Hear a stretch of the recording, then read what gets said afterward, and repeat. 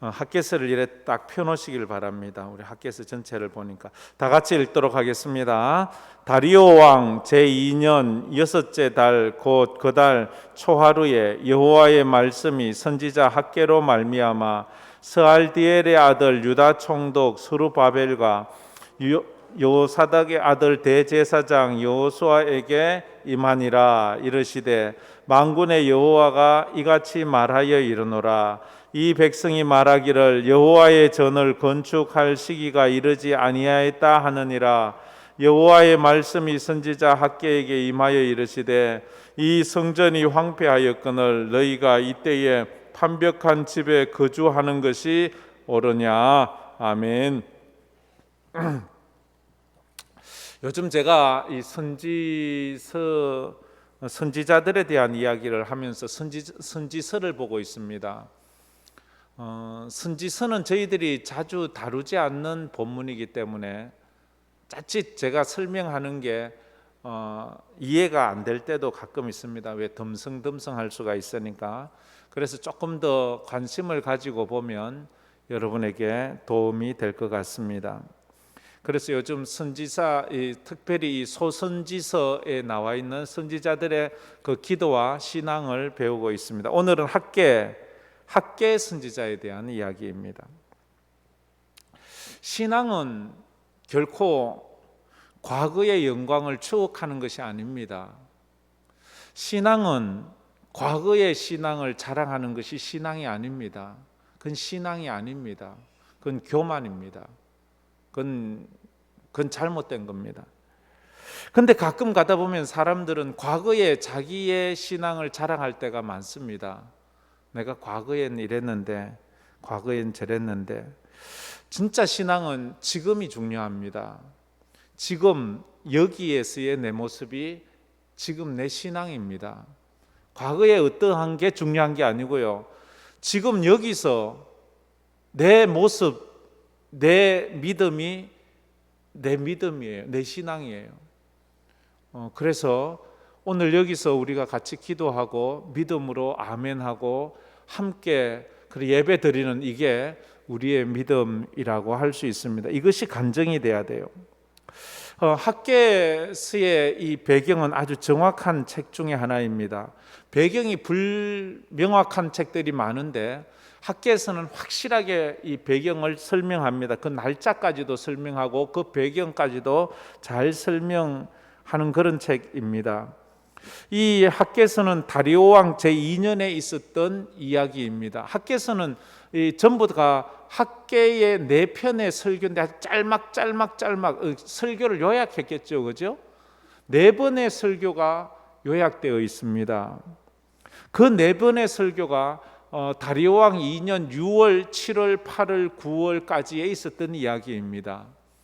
그러니까 한 4달 동안에 4번의 메시지를 하나님의 예언의 메시지를 전합니다. 그 4번의 설교는 크게 2가지로 나눕니다. 성전을 짓다가 말았는데 그 성전을 다시 건축하라, 성전을 다시 재건하라는 메시지와, 2번째로는 그 성전을 재건했을 때 임할 하나님의 축복에 대한 말입니다. 성전을 재건하라, 재건했을 때 임할 하나님의 축복을 기억하라 하는 그 이야기입니다. 학개 선지자는 제가 방금 얘기 드린 대로 멈춘 스룹바벨 성전에 대한 그 건축을 빨리 독려하는 그런 이야기입니다. 이 4편의 설교를 듣고 난 이 청중들의 반응이 어떠냐? 그냥 듣고 마는지, 듣고 잊어버리는지, 듣고 순종하는지. 여러분들은 설교를 어떻게 듣습니까? 설교를 듣고 들을 때 끄떡끄떡 아멘하고 그냥 지나가면 잊어버립니까? 아니면 들은 말씀이 별로 마음에 안 들어서 그냥 거기에 대해서 별로 또 은혜가 안 됩니까? 아니면 그 말씀을 붙잡고 살아보려고 몸부림치고 애씁니까?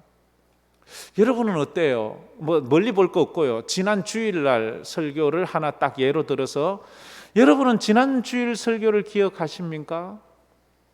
그리고 그 설교를 붙잡고 믿음으로 살려고 노력하십니까? 아니면 기억도 못 하십니까? 관심도 없습니까? 그런데요, 이 학개 선지자의 4편의 설교를 들은 이스라엘 백성들의 반응은 아주 놀라웠어요. 그 설교에 반응을 하고 그들은 성전을 짓습니다. 예루살렘 성전만큼은 잘 못 짓지만 그들이 그때부터 다시 성전을 짓기 시작해서 4년 만에 성전을 완공합니다. 쉬운 날이 아니죠. 어려운 때죠. 제가 이제 당시 시대적 상황을 좀 더 설명하면 이게 이해하기가 좋습니다. 시대적 상황은 바벨론 포로에서 1차 귀환을 했을 때입니다. 이스라엘 백성들이 바벨론으로 붙잡혀 가는 것도 3번에 걸쳐서 붙잡혀 갑니다. 그리고 그들이 바벨론에서 돌아오는 것도 3번에 걸쳐서 귀환을 합니다. 일단 귀환을 할 때에는 이 바벨론이 페르시아에 의해서 하루아침에 멸망을 당합니다. 하루아침에 멸망을 하고 난 다음에 그 바벨론을 멸망시킨 고레스 왕이, 오늘 말씀 잘 들어야 돼요. 안 그러면 이 무슨 말인가요? 고레스 왕이, 바벨론을 멸망시킨 왕이 고레스 왕입니다. 고레스 왕이 칙령을 내려요. 이제 그때 바벨론이 온 세계를 식민지화시키면서 식민지시킨 나라의 백성들을 다 붙잡아서 자기 나라에 데리고 와서 노예로 삼았어요. 그 중에 한 민족이 유다 민족이잖아요. 유다 민족도 붙잡아와서 그 바벨론에서 포로로 삼은, 그 중에 하나가 누구예요? 다니엘 같은 사람이잖아요. 그런데 고레스 왕이 바벨론을 정복하고 난 다음에 바벨론이 지금까지 붙잡아온 모든 소수 민족들은 너희들 조국으로 돌아가라, 이렇게 칙령을 내렸어요. 그래서 이스라엘 사람들도 자기 나라로 이제 돌아가게 되는데, 먼저 돌아갈 사람 하니까 이제 스룹바벨을 중심으로 사람이 모여서 1차 귀환을 합니다. 그리고도 남아있는 사람이 많아요. 왜냐하면 바벨론에 산 세월이 70년이나 되잖아요. 예레미야에 의해서 너희들이 70년이 되면 돌아오리라 했잖아요. 그래서 그런 오랜 동안 외국 생활을 하다 보니까 거기서 낳은 자녀들, 또 낳은 자녀들, 이래서 그 문화에 젖어드니까 쉽게 집 팔고 직장 팔고 돌아가기가 쉽지 않은 사람들이 많았어요. 그래서 스룹바벨과 돌아간 사람들이 있어서 1차로 돌아가서 그들이 이제 예루살렘에 딱 돌아가 보니까 어때요?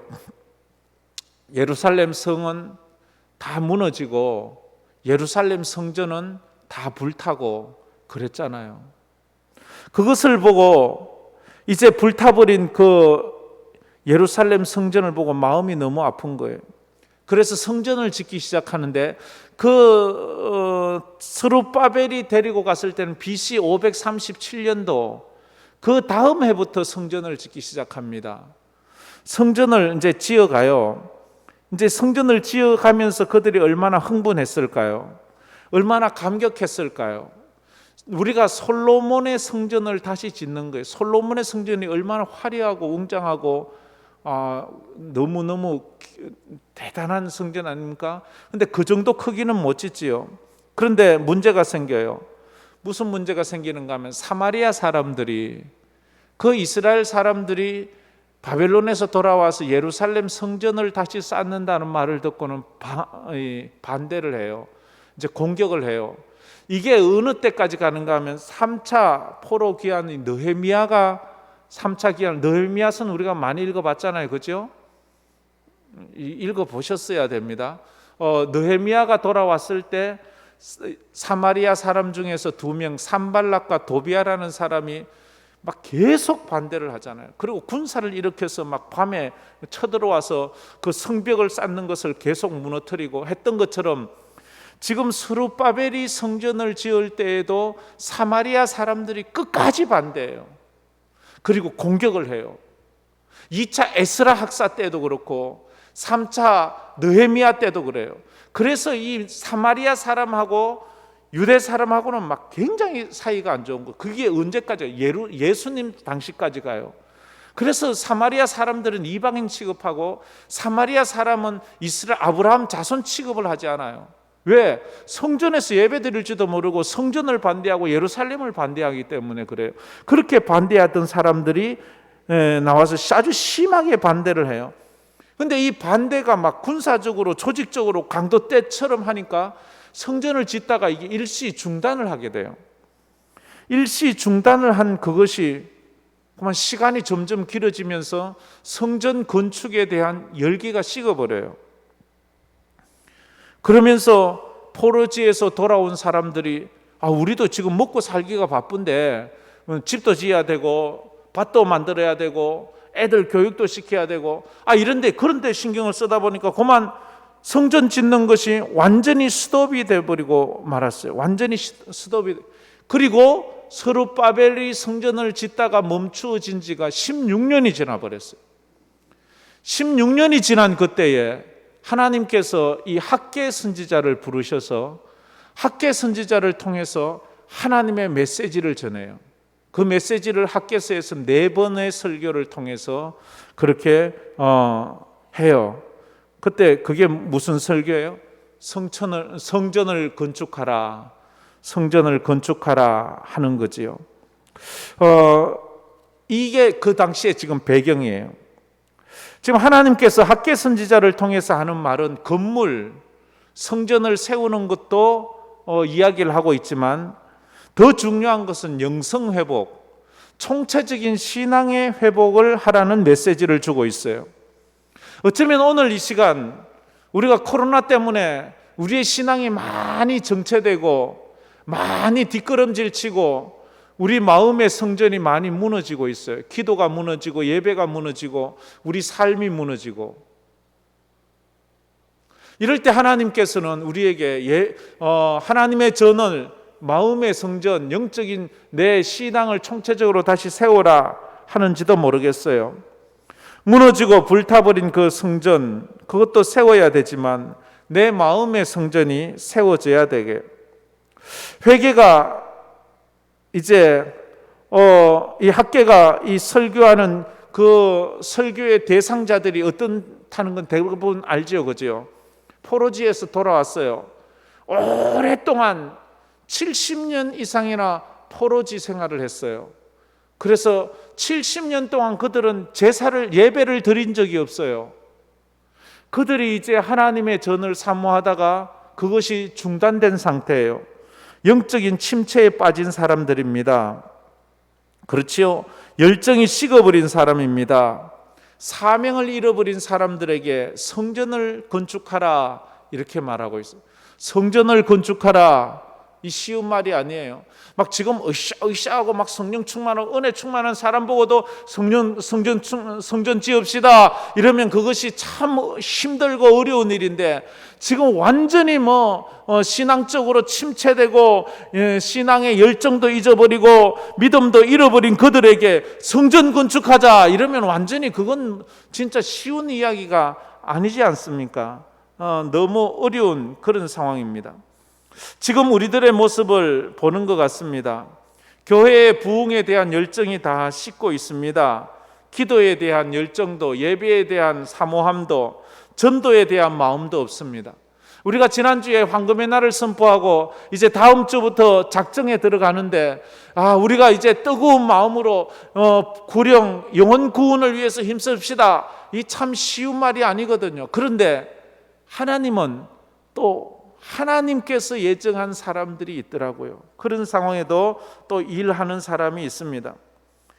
처음에 설교를 시작하면서 드린 말씀, 신앙은 과거형으로 말하는 것이 아닙니다. 신앙은 언제나 현재 진행형이어야 합니다. 현재 진행형. 우리 유행하는 말에 라떼는 말이야 이런 표현이 있잖아요. 라떼는, 옛날에 내 때는 말이야 이거 줄임말이라고 하죠. 라떼는. 근데 신앙을 갖다 라떼는 이렇게 말하면 안 되죠. 우리도 옛날에 부흥했었어. 우리 교회도 막 사람이 얼마나 많이 왔는지 몰라. 나도 전도도 하고 나도 기도회도 하고 나도 봉사도 많이 하고 나도 그때는 그랬어. 이거는 바른 신앙이 아닙니다. 그런 사람에게 물어봐요. 그런데 지금은 어떻게 하고 계세요? 지금은 어떻게 하고 계세요? 지금의 나의 모습이 내 신앙입니다. 영적 침체에 빠졌다는 것은 어떤 것입니까? 신앙의 모습은 있지만 신앙의 능력이 없는 거예요. 경건의 모양은 있지만 경건의 능력은 없는 거예요. 어쩌면 내가 침체에 빠졌다는 것을, 우리가 예배는 드려요, 주일은 지켜요, 성경도 보고 기도도 드리는 것 같아요. 그런데 내 속에 능력이 없어요. 기도에 대한 열정이 없고 예배에 대한 사모함이 없고 주님을 사랑하는 마음이 식었어요. 그건 내가 알아요. 여러분 자신이 알아요.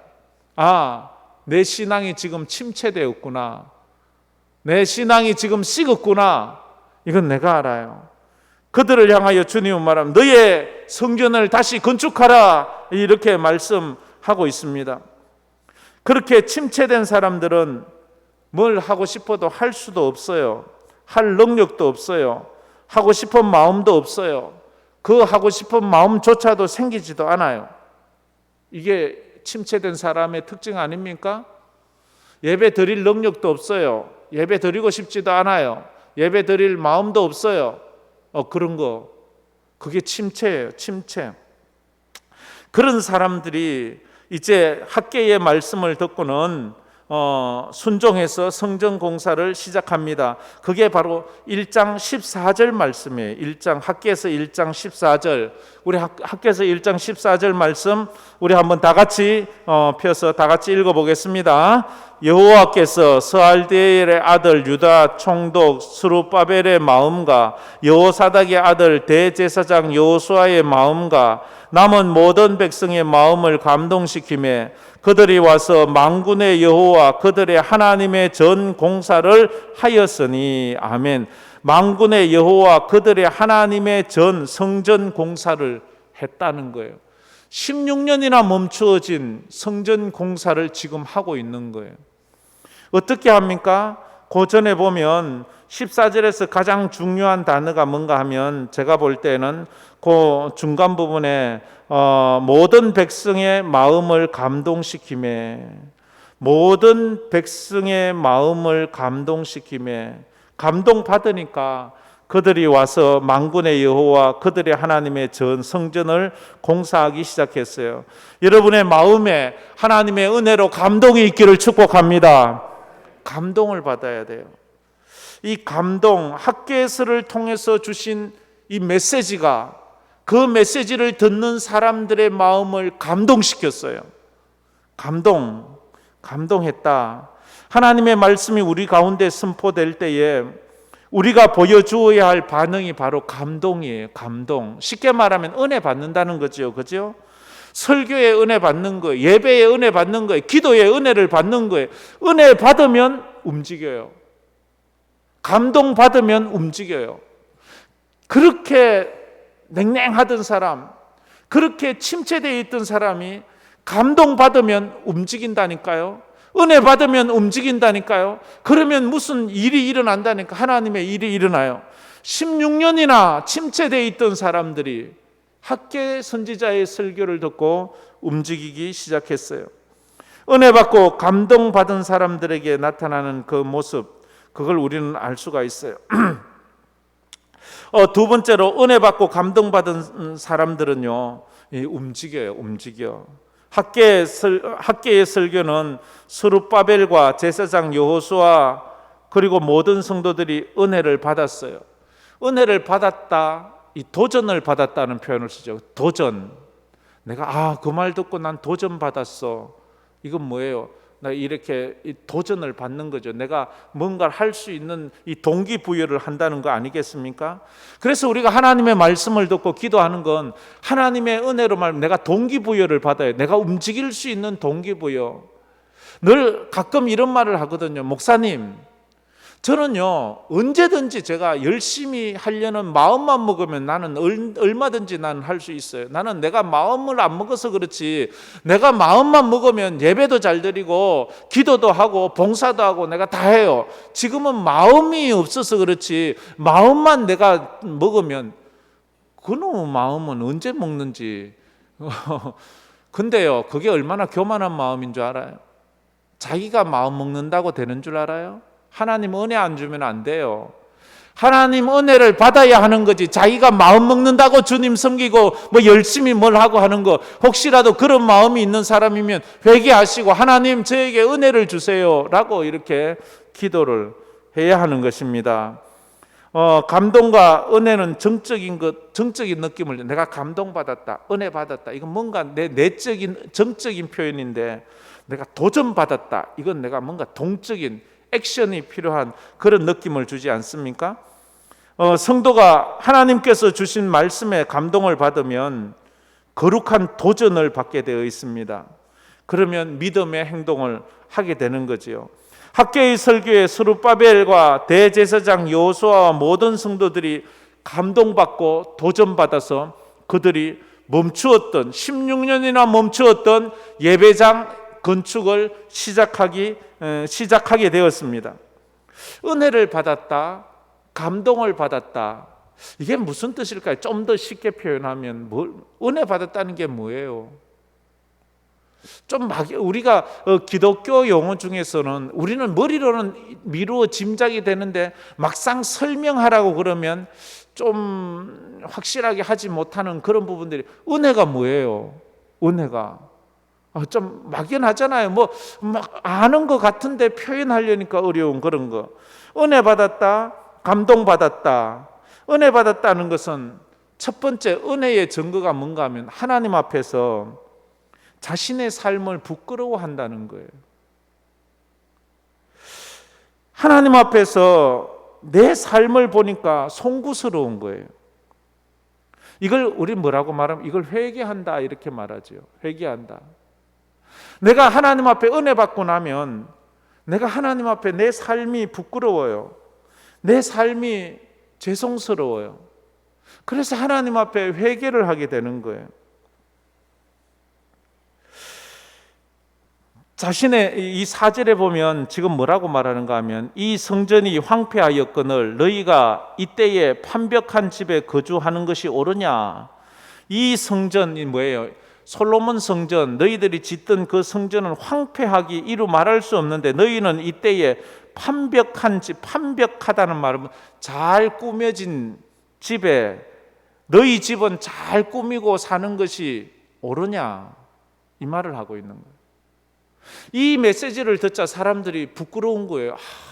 나는 이렇게 평안한 집에 살면서 하나님의 집은 저렇게 황폐했구나. 이 마음을 가진 사람이 누구지요? 다윗이 그랬잖아요. 다윗이 자기가 왕이 되어 왕궁을 짓고 사는데 하나님의 법궤는 초라한 천막에 있는 것을 보고 그것 때문에 하나님의 전을 지으려고 그가 얼마나 애씁니까? 그래서 그 마음을 하나님이 받으시고 다윗을 축복하셨습니다. 학개의 이 설교를 듣고 사람들이 그들 마음이 우리가 그걸 지금까지 못 깨달았어요. 그러면서 부끄러워하는 거예요. 영적으로 무감각해져 있던 그들을 다시 일깨우게 되었던 것입니다. 이거 오래전에 있었던 전라남도에서 있었던 일인데, 전라남도 무안군 청계면 고델이라는 곳에 가면 돌로 지은 아름다운 교회당이 있다고 합니다. 처음에 그곳에 예배당이 짓고 교회를 개척하고, 그래서 처음 그 교회는 비닐하우스에서 시작을 했답니다. 비닐하우스 교회에서 사람들이 모여서 예배를 드리니까 이제 사람들이 좀 많이 모이고 이러면서 이제 좀 더 제법 건물다운 교회에서 모였으면 좋겠다 하는 의논이 있었어요.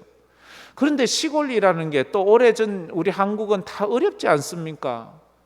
그래서 누구 헌금을 그렇게 많이 할 수도 없고, 그렇지만 이제 이 비닐하우스를 좀 벗어나고 싶은데 어떤 방법이 없는 거예요. 그러다가 그 교회에 한 처녀가 있었는데, 과거엔 여자분들이 이래 머리를 많이 길렀잖아요. 그 여자분이 그 읍내에 나가서 머리를 깎아서 이 머리를 팔아가지고 그걸 건축헌금을 했어요. 그러자 모든 사람들이 놀라서, 야, 너 시집 가야지. 네 시집 갈 아가씨가 머리를 깎으면 어떻게 시집 가려고 머리를 다 깎아? 그러자 그가 하는 말이, 제 머리는 시간이 지나면 다시 자랄 거예요. 그런데 제가 시집 가는 것보다도 하나님의 전을 짓는 것이 더 급하네요. 이 말을 하자 모든 사람들이 감동을 받았어요. 그래서 자기들이 할 수 있는 대로 조금씩 최선을 다해서 그렇게 헌금을 하고 또 모으고 또 모았어요. 또 드릴 힘이 없는 사람은 자기가 예배당 건축하는데 시간을 내어서 같이 그 예배당 건축하는 일에 헌신을 하고, 그래서 그렇게 아름다운 돌로 만든 교회를 세웠다 하는 것을 봅니다. 우리가 무슨 말을 듣거나 누구의 행동을 보면서 내가 부끄럽게 느껴지고, 내가 하나님 앞에 좀 죄송스럽다, 저분은 저렇게 열심히 하나님을 섬기고 저분은 저렇게 열심히 주님 전에 나와서 헌신하는데 나는 이렇게 직분도 있으면서 내가 이 하지 못하는 것을 보니까 내가 좀 부끄럽다, 내가 하나님 앞에 죄송스럽다, 그런 마음을 가지는 그 자체가 이미 은혜 받고 있는 거예요. 그게 감동받는 거예요. 그 감동을 몇 번 거듭하면 그 사람이 변화되게 돼요. 그런데 어떤 사람들은 전혀 무감각해요. 누군가가 그렇게 헌신하고 희생을 하고 봉사를 해도 별로 나하고는 관계없는 일이에요. 그러면 그 사람은 아직도 은혜를 받지 못하는 거예요. 그런 사람은 감동을 받지 못하는 거예요. 감동을 받지 못하고 은혜 받지 못한 사람들은 하나님의 일에 쓰임받지를 못해요. 하나님은 언제나 하나님의 일에 감동받은 사람을 통해서 역사하세요. 오병이어의 기적도 그래요. 예수님이 하루 종일 말씀을 전하자 사람들이 배고팠어요. 그래서 예수님이 너희들이 먹을 것이 있으면 좀 구해와서 저들을 먹이라 이러는데 제자들, 우리가 어떻게 먹입니까? 돈도 없고 식당도 없고 어떻게 사올 데도 없어요. 그런데 그때 어린아이 하나가 자기 도시락을 내놓는 거예요. 감동받은 사람은요, 움직여요. 주님, 제 이 도시락이라도 한번 사용해 주세요. 주님이 그 도시락에, 어린아이가 먹을 그 도시락에 축사하시고 떼어주시고 나누어 주자 그 장정만 5,000명이 먹고도 남는 그런 은혜가 있는 거예요. 우리가 하나님 앞에 내가 능력이 있고 없고가 중요한 것이 아니라 내가 은혜 받은 것, 내가 감동받은 것을 헌신하면 하나님은 그것을 통해서 하나님의 하나님 되심을 나타내는 거. 할렐루야.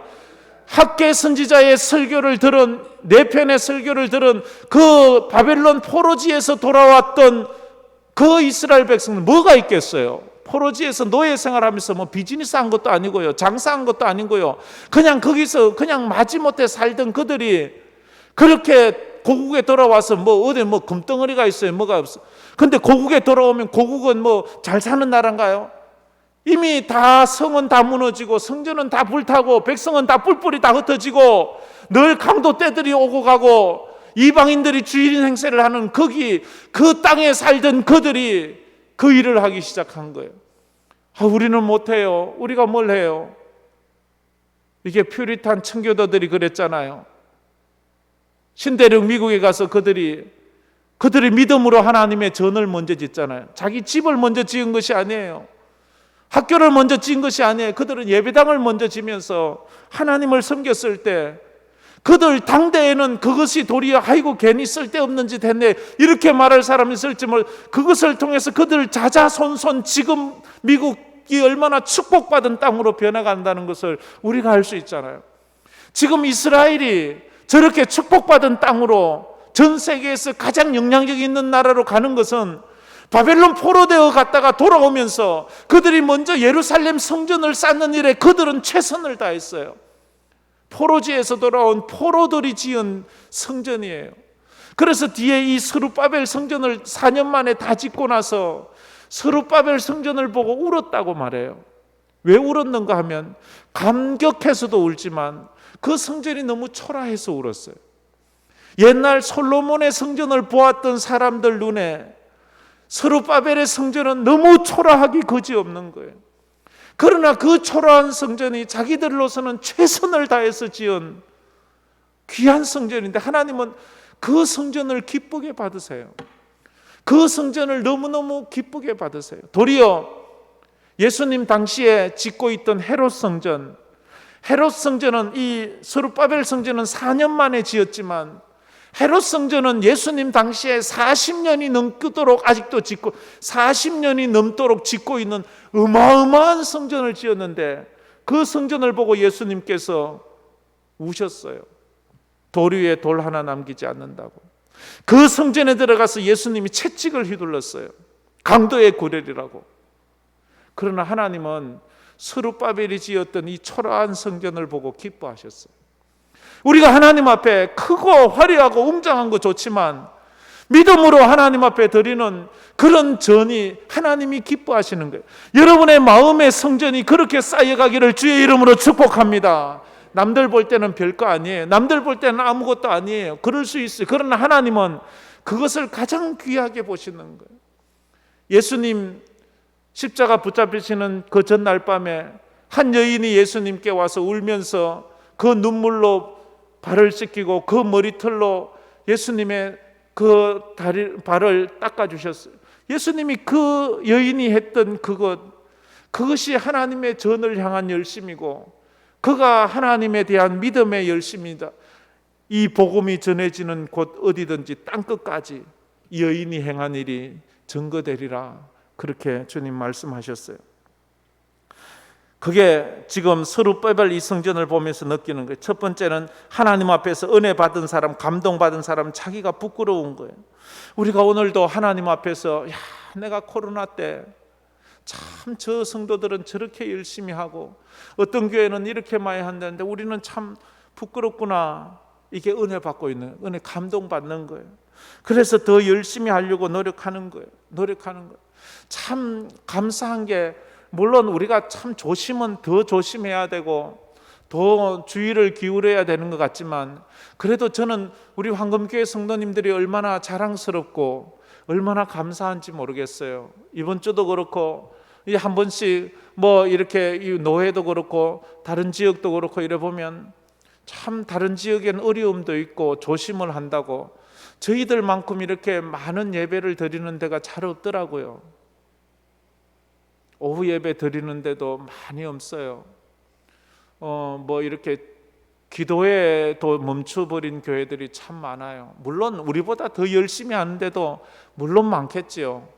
그러나 이 정도만 하는 것도 하나님 안에서 참 감사하고 감사해요. 그러나 여기서 만족하지 말고 우리가 더 열심히 하나님 앞에 믿음으로 하나님의 교회를 세워가는 은혜가 있기를 주의 이름으로 축복합니다. 이 마음이 우리에게 있어야 돼요. 하나님의 은혜 받은 사람은 하나님에 대한 경외심이 생겨요. 하나님을 두려워하는 마음이 생겨요. 은혜 받지 않은 사람은요, 하나님에 대한 두려움이 없습니다. 쉽게 하나님 무서운지 몰라요. 하나님 무서운지 몰라요. 함부로 말해요. 뭐 하나님이 어디 있어? 뭐 있으면 나와보라 그래. 뭐 하나님 앞에 함부로 말을 해요. 그런데 하나님에 대한 무서움이, 경외함이 있어요. 경외한다는 말은 무섭다, 두렵다는 말하고 조금 차이가 있어요. 다른 표현이에요. 경외심은요, 자발적인 순종을 하게 하는 것을 경외심이라고 그래요. 부모님에 대한 공경심은 부모님에 대해서 순종하게 하잖아요. 하나님에 대한 경외심은 하나님에 대한 자발적인 순종을 하게 해요. 학개의 말씀을 들은 그 백성들은 하나님을 두려워하기 시작했어요. 하나님에 대한 경외심이 생겼어요. 전에는 자꾸만 자기를 공격하는 사마리아 사람들과 이방 사람들이 무서운 거예요. 그래서 그들 때문에 아무것도 못하는 거예요. 그런데 하나님의 말씀을 들으면서 그들을 공격하는 사마리아 사람보다 하나님이 더 무서운 거예요. 하나님이 더 위대한 거예요. 지금 여러분에겐 코로나가 더 무섭습니까? 하나님이 더 무섭습니까? 물론 조심은 해야 되지만 그러나 코로나 때문에 하나님 섬기는 걸 중지할 수 없잖아요. 저 사마리아 사람 때문에 그들이 무서워서 결국 이 성전 짓는 것을 수도 16년이나 멈추었어요. 그러자 학개의 말씀을 들으면서 우리가 잘못했구나. 물론 저들이 무섭고 저들이 우리를 공격해 오지만 그래도 우리 하나님이 더 무서운데 하나님에 대한 그러한 경외심이 생기자 하나님에 대한 순종하는 마음이 생기게 되었습니다. 이 경외심은 사람들의 잠든 영혼을 깨웠어요. 영적인 목마름을 깨워주었어요. 오늘도 이 말씀 가운데 영적인 잠에서 깨어나기를 축복합니다. 영적인 목마름을 회복하기를 축복합니다. 목마르다는 것을 알아야 돼요. 내가 은혜가 필요하다는 것을 알아야 돼요. 그러면서 그들은 거룩한 사명에 도전하는 하나님의 능력을 체험해요. 자기가 좀 부끄럽다, 자기 삶이 죄송스럽다 이래 생각하는 사람은 하나님을 경외하게 되고, 하나님을 경외하는 가운데 나가게 되면 하나님의 능력을 체험하게 되는 거예요. 성도가 헌신할 때 하나님의 능력을 체험하게 돼요. 이스라엘 사람들이 자기들의 삶을 헌신할 때, 스룹바벨과 함께 헌신하면서 하나님의 전을 지어갈 때 하나님의 능력을, 우리 하나님이 진짜 우리를 지키셨구나. 그래서 그들은 그 어마어마한 성전, 솔로몬 성전에 비해서는 초라하지만 그래도 그 성전은 제법 규모가 있거든요. 그것을 4년 만에 짓는 자기들을 보면서 자기들이 기특한 거예요. 자기들이 보니까 대단한 거예요. 어떻게 지금 이때에 우리가 먹고 사는 것만 해도 힘들고 어려운 때 어떻게 우리가 이런 위대한 일을 해낼 수 있었지? 어떻게 우리가 이런 큰 일을 해낼 수 있었지? 이 하나님의 능력이지요. 우리가 잘나서 그런 거 아니잖아요. 내 능력이 아니야. 하나님의 능력으로 그것을 하는 거예요. 성도가 헌신할 때에 거룩한 도전을 하게 됩니다. 거룩한 도전은 세상 사람이 볼 때는 무모해 보이지만 그러나 거기에 기적이 일어나는 거예요. 다윗이 골리앗 앞에 섰을 때 사람들은 다 무모하다 그랬어요. 어리석은 선택이었다고 했어요. 대도 안 하는 짓을 하고 있다고 말했어요.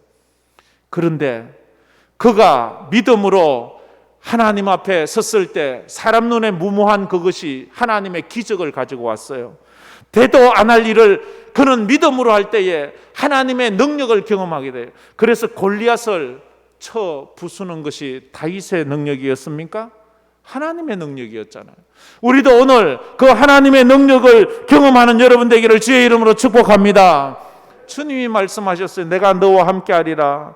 이 내가 너와 함께 한다는 표현을 몇 번이나 해요. 13절에도 그래 말하죠. 13절 끝에 내가 너희와 함께 하노라, 내가 너희와 함께 하노라, 이 말을 듣고 그들은 거기에 순종하면서 16년 동안 주저앉았던 그것을 그들은 감당하며 나가기 시작했습니다. 신앙생활에서 정말 중요한 것을 이야기하라면 하나님의 능력을 체험하는 거예요. 체험을 한번 하고 나면 우리 삶이 바뀌어요. 이론적인 하나님을 믿으려고 하지 말고 실제적인 하나님. 오늘도 기도하고 응답 한번 받으면 기도에 오지 말라고 그래도 막 쫓아나와요. 기도하고 응답 받으면, 기도하고 헌신하고 축복 받으면 막 우리가 하나님의 일을 할 때 하나님의 응답을 받아야 돼요. 체험하고 능력을 경험해야 돼요. 능력 받지 못한 사람은 그래서 이 핑계 저 핑계 되는 거예요. 이 핑계 저 핑계 되고 주저앉아 있는 거예요. 주저앉아 있던 그들을 이렇게 세우는 것은 하나님의 능력이 임하는 거예요.